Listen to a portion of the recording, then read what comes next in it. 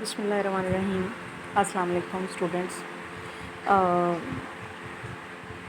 علامہ اقبال جو ہیں ان کو آج ہم نے ڈسکس کرنا ہے انشاءاللہ بطور مسلم مفکر، اور تعلیم کے حوالے سے ان کا کیا کانسیپٹ ہے اس کے اوپر ہم لوگ بات کریں گے۔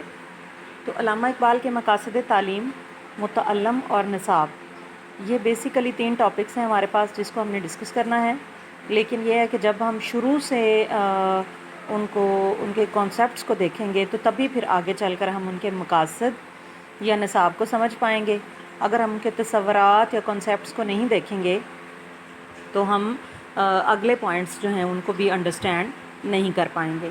ہم شروع کریں گے علامہ اقبال کے فلسفہ تعلیم کی بنیادوں سے یا ان کے تصورات سے۔ تو علامہ اقبال کے حوالے سے ہم لوگ جانتے ہیں کہ علامہ اقبال جو ہیں وہ اپنے دور میں نہ صرف علمی، ادبی اور سماجی حوالے سے بہت زیادہ لوگوں پر اثر انداز ہوئے، اور اپنے دور کے لوگوں پر، بلکہ آنے والی نسلیں جو ہیں وہ بھی آج تک ان کا نام لیتی ہیں اور ان کے تھاٹس کو یاد کرتی ہیں، اپنانے کی کوشش کرتے ہیں۔ علامہ اقبال جو ہیں وہ ایک بڑا ان کا سینسٹیو سا دل تھا اور مفکرانہ ذہن تھا ان کا، ہر وقت کچھ نہ کچھ سوچتے رہتے تھے۔ اسی وجہ سے ان کا نام جو ہے وہ ہم مفکر پاکستان کے نام سے بھی ان کو یاد کرتے ہیں، اور ان کی اکثر تصویریں بھی ایسی ہیں جن میں دیکھ کے محسوس ہو رہا ہوتا ہے کہ وہ کسی سوچ میں ہیں۔ ٹھیک ہے جی۔ اس کے علاوہ یہ کہ انہوں نے زندگی کے مقصد اور حقیقت کا مطالعہ کیا، انہوں نے یہ دیکھا کہ زندگی کا مقصد آخر ہے کیا اور حقیقت کیا چیز ہے۔ ہم جو چھوٹ بات پہ حقیقت کی طرف پہنچ جاتے ہیں تو یہ ہے کیا، دراصل حقیقت ہے کیا، اور عقلی دلائل کے ساتھ اپنے نتائج پیش کیے، اپنی عقل کی کسوٹی پر ان دونوں چیزوں کو پرکھا، اور پھر انہوں نے بتایا کہ ان کے نزدیک حقیقت کیا ہے اور زندگی کا مقصد کیا ہے۔ ان کے فلسفہ تعلیم کی بنیاد آزاد ارادہ، حرکت اور حصول قوت پر ہے۔ وہ یہ کہتے ہیں کہ انسان کو اللہ تعالیٰ نے آزاد ارادے کے ساتھ پیدا کیا ہے، وہ حرکت کر سکتا ہے، وہ کچھ بھی ایک جگہ سے دوسری جگہ موو کرنا یا کسی کام کے حوالے سے، اور حصول قوت قوت کو حاصل کرنے کے لیے، یہ 3 چیزیں جو ہیں انہوں نے بنیاد بنائی ہیں۔ اب وہی چیز آ جاتی ہے تصور حقیقت، تصور انسان یا تصور علم، تصور قدر وغیرہ۔ ان سبھی چیزوں میں ہم علامہ اقبال کے جو تھاٹس ہیں ان کو دیکھنے کی کوشش کریں گے۔ تصور حقیقت کے حوالے سے اگر بات کی جائے تو ابھی میں یہ لیکچر آپ کا دیکھ رہی تھی اور مجھے بڑی حیرت ہوئی، بڑی ہی ایک ڈیفرنٹ سی چیز جو ہے وہ ہمارے سامنے آتی ہے کہ علامہ اقبال نے سب سے پہلے جب سوچنا شروع کیا تو انہوں نے حسن کو حقیقت قرار دیا کہ حسن جو ہے وہ سب سے بڑی حقیقت ہے، خوبصورتی ہے اور عشق کی بنیاد ہے۔ کیونکہ جو ایک ظاہری عشق ہے اس کے لیے تو جو آج کل کا جو ہمارا لوکل عشق چل رہا ہے تو اس میں جو ہے نا حسن کو ہی پرائیورٹی دی جاتی ہے، یا حسن جو ہے اسی میں ہی یہ چیز آ جاتی ہے۔ لیکن وقت کے ساتھ ساتھ انہوں نے کیا کیا کہ حقیقت کی تلاش کے بارے میں آپ کا فکری سفر جاری رہا، وہ سوچتے رہے کہ کیا واقعی ایسا ہے، اور آپ حسن کی حقیقت کے بارے میں شک میں مبتلا ہو گئے، کیونکہ حسن وہ چیز ہے جو ہمیشہ ایک لیول پہ نہیں رہتی۔ ٹھیک ہے جی، آنا جانا ہے، آتا ہے، چلا جاتا ہے، اس کا ایک فیز ہوتا ہے، ایک وقت ہوتا ہے۔ جیسے کہ اکثر ہمارے جو صوفیانہ سانگز ہیں ان میں بھی ہمیں وہ چیز نظر آتی۔ مجھے یاد آ رہا تھا کہ ایک صوفیانہ کلام ہے، اس میں وہ کہتے ہیں جی سدا نہ حسن جوانی، سدا باغ بہاریں نہیں رہتی، اور وہ ٹھیک ہے۔ تو یہ چیز ہے کہ علامہ اقبال جو ہیں وہ اس کے بارے میں شک میں مبتلا ہو گئے۔ مسلسل جستجو تلاش کے بعد آپ اس نتیجے پر پہنچے کہ عشق ارادہ اور خودی ہی کی اصل حقیقت ہے۔ وہ کہتا ہے کہ عشق جو ہے وہ ارادہ ہے اور خودی ہے۔ اب خودی کیا ہے جی؟ انسان کی اپنی ذات کی پہچان ہے، سیلف ہے، انانیت ہے، اپنا اندر ہے، انر جو ایک سیلف ہوتی ہے، دیٹ از کالڈ خودی۔ تو وہ کہتے ہیں کہ خودی جو ہے یا ارادہ انسان کا جو ہے وہی اصل عشق ہے۔ ان کے خیال میں عشق حرکت اور عمل کا دوسرا نام ہے، انسان جب حرکت میں آتا ہے، کچھ کرتا ہے یا کوئی عمل کرتا ہے، اس کے نتیجے میں کوئی چیز جب ہمیں ملتی ہے، کیونکہ جس چیز کو پانے کی تڑپ اور لگن ہمارے اندر بہت زیادہ ہوتی ہے، وہ یوں سمجھیں کہ ایک طرح سے وہ ہمارا عشق بن جاتا ہے۔ ہم اکثر کہتے ہیں یہ اس کو حاصل کرنا، یہ میرا جنون ہے، یہ میرا عشق ہے، فلاں ہے۔ تو وہ کہتے ہیں کہ کسی بھی چیز کا جو حصول ہے اس کے لیے جو ہمارے اندر تڑپ پیدا ہوتی ہے وہ عشق ہے۔ ٹھیک ہے جی، اگر یہ نہیں ہوگی تو زندگی بے حرکت ہو جائے گی۔ تصور انسان کے حوالے سے اگر دیکھا جائے تو وہ کہتے ہیں کہ اللہ تعالیٰ نے انسان کو سب سے برتر مخلوق بنایا ہے۔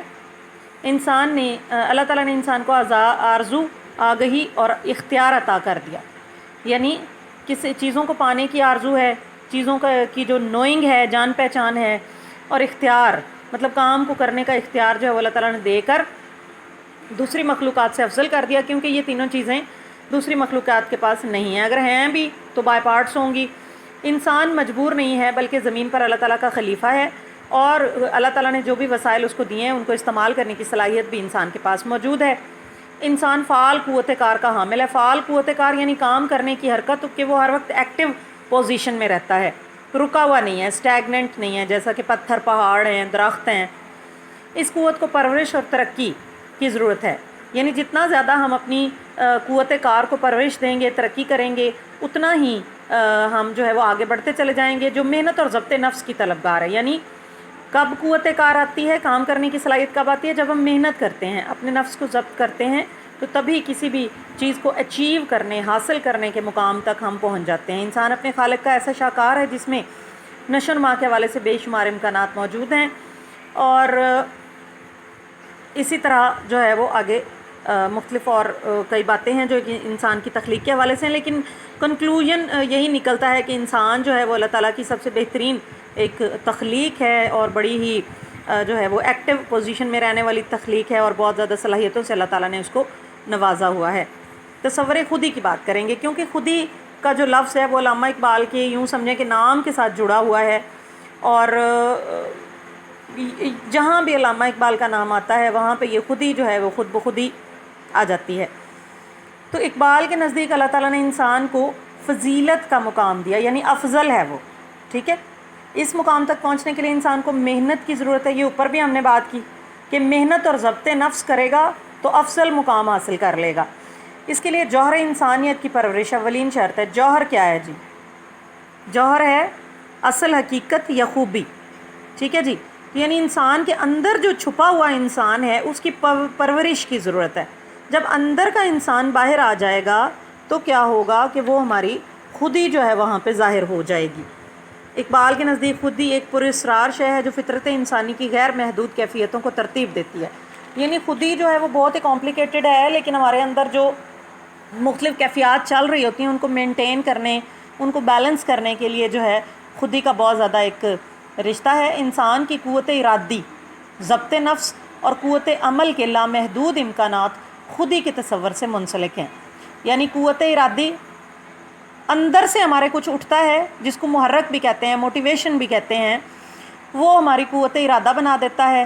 اندر سے ہی کوئی چیز ایک ایسی ہمارے اندر ایلیمنٹ آتا ہے جس سے ہم اپنے نفس کو ضبط کرتے ہیں، بہت سی بری چیزوں سے روکتے ہیں، بہت سی اچھائیوں کی طرف مائل کرتے ہیں۔ اور قوت عمل یعنی کام کرنے کی جو قوت ہے وہ ہماری خودی کی بنا پر جو ہے وہ ظاہر ہوتی ہے۔ تو خودی خود نظر نہیں آ رہی، لیکن وہ کروا بہت کچھ رہی ہے، ٹھیک ہے جی۔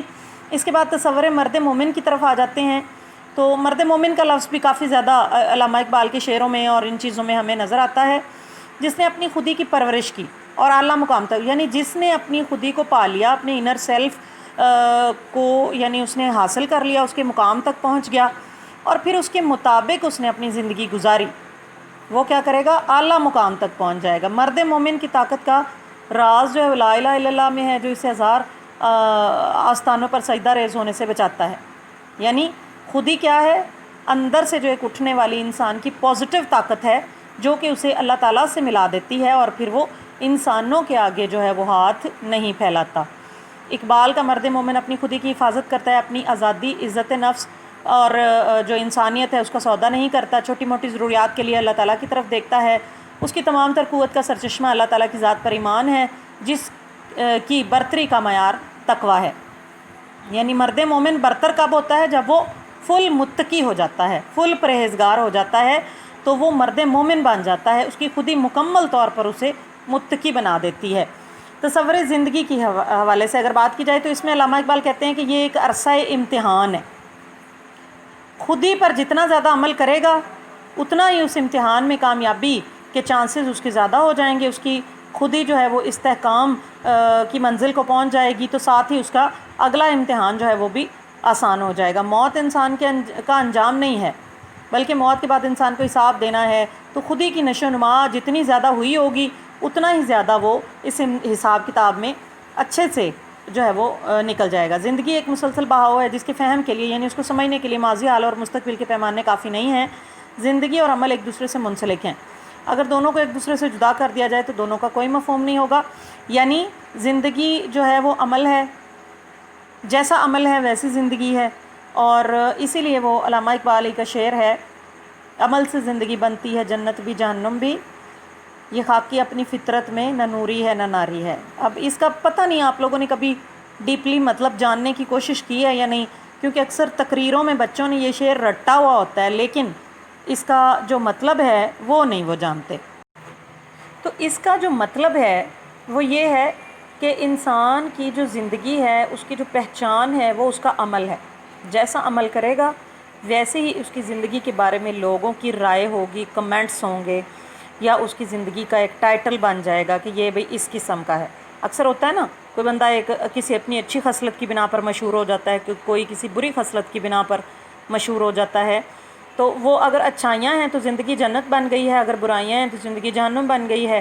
اور ساتھ ہی انہوں نے یہ بھی کہا کہ خاکی یعنی خاک سے بنی ہوئی جو مخلوق ہے وہ اٹ سیلف کچھ نہیں ہے، نہ وہ نور سے بنا ہوا فرشتہ ہے اور نہ وہ آگ سے بنا ہوا شیطان ہے، بلکہ اس کا عمل ہی اس بات کو ڈیسائیڈ کر رہا ہے کہ وہ کیا ہے۔ ٹھیک ہے جی، تصور علم کی بات کریں گے۔ اچھا، اس میں بھی بڑی ایک ڈیفرنٹ سی چیز مجھے نظر آئی اور بڑی حیران کر دینے والی، کہ یہاں پہ حالانکہ الغزالی، ابن خلدون، انہوں نے یہی کہا کہ جو ہے مطلب بیسک جو علم ہے وہ الہامی تعلیمات سے حاصل ہوتا ہے، لیکن علامہ اقبال نے یہاں پہ بالکل ایک ڈیفرنٹ بات کی اور بڑی صحیح بات کی ہے۔ وہ کہتے ہیں کہ جی حواس کے ذریعے جو علم حاصل ہو رہا ہے نا وہ ٹھیک ہے۔ اب دیکھیں، پڑھتے ساتھ تو ہم الہامی علوم تک نہیں پہنچ سکتے، ایک دم سے تو ہم جو ہے نا وجدان اور وہ ساری چیزوں تک نہیں پہنچیں گے، آخر کہیں نہ کہیں سے ہمیں سٹارٹ تو لینا پڑے گا۔ جہاں سے ہم سٹارٹ لیں گے نا وہ سب سے پہلے اس چیز کو ہمارے حواس پک کریں گے۔ ٹھیک ہے جی، اس علم سے ایک طبعی قوت ہاتھ آتی ہے جس کو دین کے تابع رہنا چاہیے۔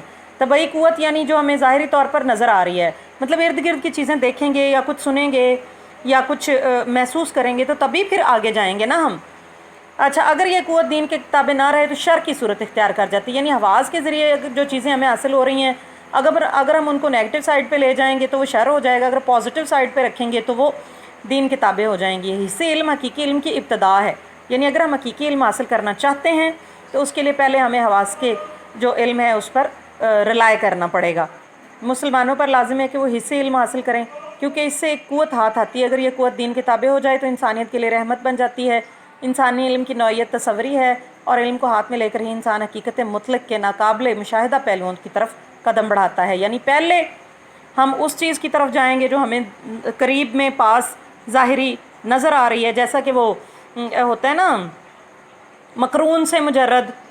ٹھیک ہے، یہ ایک طریقہ ہے، ایک اسٹریٹجی ہے ٹیچنگ کے حوالے سے۔ اکثر یہ چیز میں ٹیچنگ اسٹریٹجیز کے ٹاپک میں پڑھاتی ہوتی ہوں کہ مقرون سے مجرد، یعنی بچوں کو اگر آپ کچھ چیز سکھانا چاہتے ہیں تو سب سے پہلے قریبی چیز اس کو سکھائیں اور پھر اس کو ایبسٹریکٹ ریئلٹی کی طرف لے کے جائیں، یعنی وہ چیز جو نظر نہیں آ رہی۔ کیونکہ چھوٹے بچوں کو اکثر ہم نے دیکھا ہے کہ وہ ایک دم سے پریشان ہو جاتے ہیں، یہ جنت دوزخ، موت، زندگی کے حوالے سے، قیامت کے حوالے سے ان کو سمجھ میں نہیں آتا، لیکن جیسے جیسے وقت کے ساتھ ساتھ ان کو ارد گرد کی چیزوں کا پتہ چلتا ہے تو آگے چل کر پھر وہ ان کانسیپٹس کو بھی سمجھ جاتے ہیں۔ ذرائع علم کی اگر بات کی جائے گی تو اس میں انہوں نے یہ کہا کہ حواس اور عقل جو ہیں یہ جزوی ذرائع علم ہیں، یعنی عارضی ہیں، بائی پارٹس ہیں، جس کے لیے وہ عقل، خرد اور علم اور خبر کا لفظ استعمال کرتے ہیں۔ یعنی ان ادر ورڈز جو ہے وہ ان چیزوں کو کیا کہتے ہیں جی؟ خرد، علم، خبر۔ اسی طرح ایک اور ذریعہ وہ کہتے ہیں جی وجدان ہے، یعنی یہ وہ چیز ہے جو ہمیں حقیقت تک لے کے جائے گا۔ اس کے لیے انہوں نے جو آلٹرنیٹ ورڈز استعمال کیے ہیں وہ قلب نظر ہے، ٹھیک ہے جی، عشق ہے، اس طرح کے الفاظ ہیں۔ ان کے خیال میں وجدان ہی حقیقت کے براہ راست مشاہدے کا ذریعہ ہے، یعنی اگر ہم حقیقت کو ڈائریکٹلی دیکھنا چاہتے ہیں تو اس کے لیے پھر وجدان کی قوت تک ہمیں پہنچنا پڑے گا، اور اس کے ذریعے حقیقت تک رسائی ممکن ہے۔ ان کے خیال میں عقل صرف حصی فہم تک محدود ہے، یعنی عقل جو ہے وہ حواس سے حاصل ہونے والے علم کو مطلب وہ کر دے گی کہ صحیح یا غلط ثابت کر دے گی یا اس کے بارے میں رائے دے گی، ادروائز جو ہے وہ عقل آپ کو حقیقی علوم تک نہیں لے کے جا سکتی۔ حقائق سے آگاہی کے لیے وہ کہتے ہیں جی وجدان بہت زیادہ ضروری ہے۔ اچھا، اس کے بعد تصور قدر ہے۔ قدر کے حوالے سے بھی انہوں نے کوئی لگی بندھی یا نپی تلی جو اقدار ہیں یا ویلیوز ہیں ان کی بات نہیں کی، بلکہ بہت ہی ایک انہوں نے ڈفرینٹ کانسیپٹ ہمارے سامنے رکھا، اور انہوں نے یہ کہا کہ انسان مجبور نہیں ہے بلکہ صاحب ارادہ اور صاحب اختیار ہے۔ اب یہاں پہ اگر ہم تھوڑا سا غور کریں تو انہوں نے قدر کے حوالے سے یہ بتا دیا کہ انسان کا اپنا ارادہ ہے، اپنا اختیار ہے، ٹھیک ہے، وہ کوئی اس کو فورس نہیں کیا گیا کہ یہ چیز اس کے لیے قدر ہے تو بس قدر ہے، نہیں ہے تو نہیں ہے، بلکہ وہ دیکھے پرکھے کہ کون سی چیز صحیح ہے کون سی غلط ہے، اپنے اختیار کی بدولت وہ یہ دیکھے کہ کون سی چیز ہے جس کو واقعہ ہی مجھے قدر کنسیڈر کرنا چاہیے، ٹھیک ہے جی۔ اللہ کے سامنے اپنے اعمال کے لیے جواب دہ ہے۔ کوشش اور تقوی سے انسان کو ہمیشہ کی زندگی ملتی ہے، یعنی یہاں انہوں نے قدر کیا کر دیا، کوشش ایک قدر ہے، ویلیو ہے، اور تقوی کیونکہ کوشش کرے گا تو متقی بن جائے گا، اور متقی بنے گا تو ہمیشہ کی زندگی اللہ کے ہاں ایک اچھی زندگی اسے مل جائے گی۔ انسان کا عمل اس بات کا فیصلہ کرتا ہے کہ اس کا کیا مقام ہے، وہ کس درجہ پر فائز ہے۔ انسان کو ارادے سے نواز کر اسے کائنات میں افضل ترین مقام دیا، یعنی اس کو ارادہ دے دیا، اس کو بتا دیا کہ یہ صحیح ہے یہ غلط ہے، اب تم پہ ہے کہ تم نے کیا کرنا ہے۔ تو یہاں پہ علامہ اقبال بھی یہی کہہ رہے ہیں کہ جب انسان کو ارادہ دے دیا، اس کو صاحب اختیار بنا دیا، تو پھر وہ دیکھے، خود پتہ کرے کہ قدر کیا ہے، ویلیوڈ کیا چیزیں ہیں، کس چیز کو اس نے اپنانا ہے، کس چیز کو چھوڑنا ہے۔ انسان اپنے لیے جیسی راہ منتخب کرے گا ویسے ہی درجے پر فائز ہو جائے گا، یعنی اگر اقدار کو اپنا لے گا تو اچھا مقام پا لے گا، اگر اقدار کو نہیں اپنائے گا تو صحیح مقام تک وہ نہیں پہنچ سکے گا۔ یہ ہیں علامہ اقبال کے تصورات ہیں۔ اب ہم علامہ اقبال کے مقاصد تعلیم کی طرف چلتے ہیں، تو یہ جتنے بھی آج ہم سے ہو جائیں گے۔ اچھا، اب مقاصد کے حوالے سے ایک مین جو بات وہ کرتے ہیں، وہ کہتے ہیں کہ مقاصد زندگی سے ملتے ہیں، یعنی زندگی ہماری جس قسم کی ہوگی ویسا ہی ہم اپنا ایک زندگی کا مقصد بنا لیں گے، جس قسم کا ہمارا لائف سٹائل ہوگا ہمارے مقاصد بھی اسی ٹائپ کے وہیں تک محدود ہوں گے۔ زندگی اور تعلیم کے مقاصد ایک ہی ہیں۔ تعلیم کے ذریعے بھی نیک افراد پیدا کیے جاتے ہیں جو کہ صالح معاشرے کے قیام کا باعث بنتے ہیں، اور اسی طرح زندگی کا مقصد بھی یہی ہے کہ صالح افراد پیدا کیے جائیں، صالح معاشرہ ہو، وغیرہ وغیرہ۔ اب سب سے پہلا جو ان کا تعلیم کا مقصد ہے کہ تعلیم کے ذریعے کیا کرنا ہے جی، استحکام خودی کرنا ہے، یعنی ایگو کو سٹیبل کرنا ہے، اس کو مضبوط بنانا ہے۔ اور اقبال کے نزدیک تعلیم کا اہم ترین مقصد خودی کی نمو اور تکمیل ہے، یعنی اپنی خودی کی نشو و نما کریں اور خودی کو مکمل کریں۔ تعلیم ایسی ہو جو کہ انسان کی خودی کو مکمل کر دے۔ انسان خودی جو ہے وہ انسان کی صلاحیتوں کا مرکز ہے۔ فرد کی خودی کو بیدار کیے بغیر صلاحیتوں کی نمو اور بیداری ممکن نہیں ہے۔ خودی کی تکمیل در حقیقت استحکام خودی ہے، یعنی خودی کب مکمل ہوتی ہے، جہاں پہ وہ بالکل مضبوط ہو جاتی ہے، پھر اسے کسی اور چیز کی ضرورت نہیں رہتی، وہ اپنی ذات میں بالکل ایک شخص مکمل ہو جاتا ہے، تو دیٹ از کالڈ تکمیل خودی۔ اور تعلیم کا مقصد یہی ہونا چاہیے، تعلیم ایسی ہی وہ حاصل کرے جس سے کہ وہ اپنی خودی، اپنی ذات، اپنی سیلف کو مکمل کر لے۔ اس کے بعد ہے جی اجتماعی خودی کا فروغ۔ اجتماعی خودی میں وہ یہ کہتے ہیں کہ تعلیم کا مقصد صرف یہ نہ ہو کہ ایک فرد کی انڈیویجولی اس کی خودی کو جو ہے وہ مکمل کر دیا یا تکمیل کے مقام تک پہنچا دیا، بلکہ تمام لوگوں کی جو خودی ہے اس کا فروغ بھی ہم نے کرنا ہے۔ تو بے خودی یہ ہے کہ دوسروں کے کام آ جائے، یعنی بے نیازی، اپنی ذات سے بے نیاز ہو جانا، اپنی انانیت کو سائیڈ پہ رکھ دینا، اور قومی مفادات کو ذاتی مفادات پر ترجیح دے، ٹھیک ہے جی۔ یعنی فرد کے اندر اس کو تعلیم کے ذریعے ایسا بنا دیا جائے کہ اپنی خودی کی وہ تکمیل تو کرے، لیکن ساتھ ہی ساتھ دوسروں کے لیے بھی فائدہ مند ثابت ہو، ان کے لیے بھی جو ہے وہ ایک اچھا ویلفیئر کا جو ثبوت دے۔ اگرچہ اقبال انفرادیت کی نشو و نما پر توجہ دیتے ہیں، یعنی ہر فرد کی الگ الگ جو گروتھ ہے، مگر وہ اجتماعیت کے تقاضوں سے بھی غافل نہیں۔ وہ ایسی تعلیم کے حامی ہیں جس سے فرد کی آواز ملت کی آواز بن جائے۔ آپ تعلیم کے ذریعے قومی عقائد اور اقدار کو فرد کی شخصیت کا مستقل حصہ بنانا چاہتے ہیں تاکہ فرد خود کو قومی زندگی کا ایک جزو سمجھے اور اجتماعی خودی کو استحکام ملے۔ یہاں انہوں نے انفرادی خودی کی بات کی ہے، یہاں اجتماعی خودی کی بات کی ہے کہ فرد ایسا ہو کہ صرف وہ خود غرض نہ ہو جائے، اپنی ذات کے لیے نہ سوچے، یا وہ یہ نہ کہے کہ بس جی میری خودی مکمل ہو گئی ہے، مجھے کسی سے کیا لینا دینا، نہیں، بلکہ اس کو دوسروں کی جو معاملات ہیں ان میں بھی اپنا جو کنٹریبیوشن ہے وہ کرنا چاہیے، اور انفرادی خودی کو اجتماعی خودی میں کنورٹ کر دینا چاہیے۔ اس کے بعد جی تشکیل کردار، تو یہ بھی ایک بڑی انڈرسٹوڈ سی بات ہے، اس سے پہلے بھی ہم کئی مقاصد میں یہ چیز دیکھ چکے ہیں کہ علامہ اقبال جو ہیں وہ تعلیم کے ذریعے فرد کے کردار کی تشکیل چاہتے ہیں۔ وہ یہ کہتے ہیں کہ اسلامی اصولوں کی روشنی میں فرد کے کردار کی تعمیر کی جائے، فرد کو اسلام کے سانچے میں ڈھال دیا جائے، تو کیا ہوگا کہ اقبال کی نظر میں مرد مومن بن جائے گا وہ، یعنی جتنا زیادہ ہم اس کو اسلامائزیشن کی طرف لے آئیں گے اتنا ہی وہ مرد مومن بنتا چلا جائے گا، اور یہی مرد مومن اسلام کا فرد مطلوب ہے، یعنی اسلام بھی یہی چاہتا ہے کہ فرد جو ہے وہ مرد مومن بنے۔